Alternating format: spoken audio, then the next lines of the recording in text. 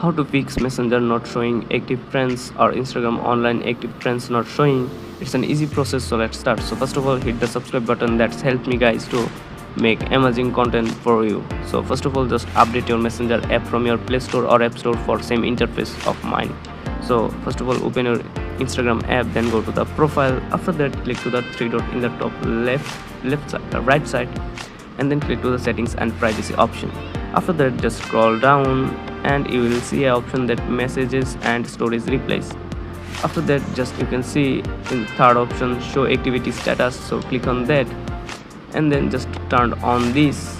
After that, your all the active friends or active persons in the Messenger or Instagram will be showing there. So that's the process how you can fix uh, not showing active friends or Instagram online active friends not showing. So hope this helps you. If this helps you, then don't forget to subscribe our channel for more informative videos. See you in the next one. Bye.